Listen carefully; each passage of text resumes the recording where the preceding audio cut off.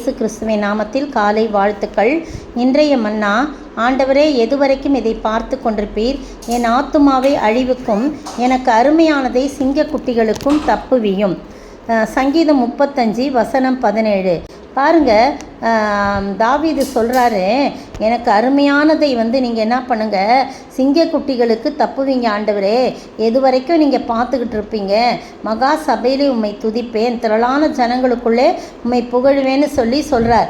வீணாக என் சத்துருக்களானவர்கள்லாம் என் நிமித்தம் சந்தோஷியாமலும் முகாந்தரம் இல்லாமல் என் பைக்கிறவர்கள் கண் செமிட்டாமலும் இருப்பார்களாக அப்படின்னு சொல்கிறத நம்ம பார்க்குறோம். முந்தின 2 வசனங்களும் பார்த்தீங்கன்னா, அப்பத்திற்காக இச்சகம் பேசுகிற பரியாசக்காரரோட சேர்ந்து கொண்டு என் பேரில் பற்கடிக்கிறார்கள் அப்படின்னு சொல்லப்பட்டிருக்குது. எனக்கு ஆபத்து உண்டான போது அவர்கள் சந்தோஷப்பட்டு கூட்டம் கூடினார்கள். நீசரும் நான் அறியாதவர்களும் எனக்கு விரோதமாய் கூட்டம் கூடி ஓயாமல் என்னை நிந்தித்தார்கள். நீங்களும் நானும் கூட ஆண்டவருடைய சமூகத்தில் நம்ம என்ன செய்யணும்? பலரால் நிந்திக்கப்பட்டு அவமானப்படுத்தப்பட்டு பொறாமையினால் ஆட்கொள்ளப்பட்டு நம்ம நினச்சி கூட பார்க்காத அளவுக்கு சில காரியங்கள் நமக்கு விரோதமாக எழும்பும்போது கூட ஆண்டவர்கிட்ட தான் நம்ம ஜெபம் பண்ணோம். ஆண்டவரே, என் ஆத்துமாவை அழிவிக்கும் எனக்கு அருமையானதை சிங்கக்குட்டிகளுக்கும் தப்புவியும் சொல்லப்பட்டிருக்கு. எது வரைக்கும் ஆண்டவரே நீங்கள் பேசாமல் இருப்பீங்க அப்படின்னு சங்கீதத்தில் பார்த்தீங்கன்னா 22 சங்கீதம் 20 வசனத்தில் சொல்லப்பட்டிருக்கு, என் ஆத்துமாவை பட்டயத்திற்கும் எனக்கு அருமையானதை நாய்களின் துஷ்டத்தனத்திற்கும் தப்புவியும் அப்படின்னு போட்டிருக்கு. இந்த இடத்துல பார்த்தீங்களா, ஆத்துமாவை பட்டயத்திற்கும் எனக்கு அருமையானதை நாய்களின் துஷ்டத்தனத்திற்கும் தப்புவியும்.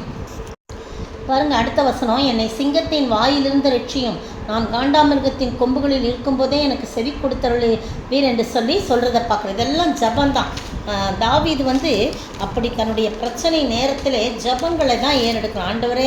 ஆண்டவரேன்னு சொல்லி ஆண்டவரை தான் என்ன பண்ணுறான், அவன் துதிக்கிறவனாய் காணப்படுறான். அதை வாத்திய கருவிகளெல்லாம் வாசித்து ஜபிக்கிறவனாய் காணப்படுறான். சங்கீதம் 13:1, கர்த்தாவே, எது வரைக்கும் என்னை மறந்திருப்பீர்? எது வரைக்கும் உம்முடைய முகத்தை எனக்கு மறைப்பீர்? என் இருதயத்தில் சஞ்சலத்தை நித்தம் வைத்து எது வரைக்கும் என் ஆத்மாவிலே ஆலோசனை பண்ணி கொண்டிருப்பேன்?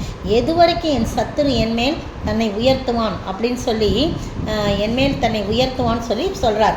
ஆனால் அந்த சங்கீதம் எப்படி தெரியுமா முடியுது? 13ஆம் சங்கீதம், கர்த்தர் எனக்கு நன்மை செய்தபடியால் அவரை பாடுவேன் அப்படின்னு முடிகிறத பார்க்குறோம். நீங்களும் நானும் ஆண்டவருடைய சமூகத்தில் எல்லா நேரங்களிலும் நமக்கு விரோதமாய் சத்துருக்கள் அப்படியே எழும்பி இருக்கிறாங்க. சிங்கங்களும் சிங்கக்குட்டிகளுமாக இருக்குது. அது நாய்கள் அப்படியே பீறுறத மாதிரி இருக்குது. எல்லாமே சுற்றிலும் இருந்தாலும் கூட, ஆண்டவரே, எனக்கு அருமையானதை எதுக்குமே கொடுத்துறாதீங்கப்பா, நான் உமக்கு சொந்த ஆண்டவரே, என்னுடைய காரியங்கள்லாம் உமக்கு சொந்த ஆண்டவரே, அவர்கள் எடுக்கக்கூடாது, நன்மையானதை நீர் எனக்கு தந்தபடினாலே உம்மை ஸ்தோத்திரிக்கன்னு சொல்லி ஸ்தோத்திர பலிகளை நான் ஏறெடுக்கும்படியாக நீங்கள் உதவி செய்யுங்க.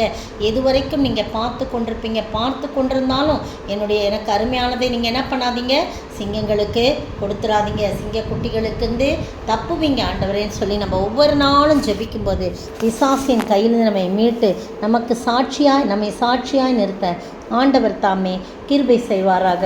ஆமேன். சத்துரு சோதித்திட தேவ உத்திரவுடன் வருவான், ஆனால் இசு கைவிடார் தாமாய் ரட்சிப்பார். அந்த நல்ல இயேசு எந்தன் சொந்தமானாரே. ஸ்தோத்தரிக்கிற ஆண்டவரே, துதிக்கிற ராஜா, எந்த இடத்துல ஆண்டவரே எங்கள் கைவிடாமல் எங்களை பாதுகாக்கிறீர், அதற்காய் ஸ்தோத்திர ஆண்டவரே. ஓடி ரட்சிக்கிறவராய் இருக்கிறீர், அதற்காய் ஸ்தோத்திர ஆண்டவரே. தொடர்ந்து உம்முடைய அன்புக்குள் காத்துக்கொள்ளுங்க. சத்துரு மேற்கொள்ளாதபடி, சத்துருவின் கைகளிலே நாங்கள் எந்த விதத்திலும் ஒப்புக் கொடுக்காதபடி நீர் எங்களுடைய ஆத்துமாவை தப்புவித்து எங்களை பலப்படுத்தி ஆசீர்வதித்து காத்துக்கொள்ள வேண்டும் என்று இயேசுவின் மூலமாய் ஜெபிக்கிறேன் பிதாவே, ஆமேன். நேற்றைய பதில், பிரியமான சகோதரனும் உண்மையுள்ள ஊழியக்காரனும் கர்த்தருக்குள் எனக்கு உடன் வேலை ஆளுமாயிருக்கிற தீகிக்கு என்பவன் என் செய்திகளை எல்லாம் உங்களுக்கு அறிவிப்பான். கொலோசையர் 4 வசனம் 7. இன்றைய கேள்வி, பவுலோடு காவலில் இருந்தவன் யார்?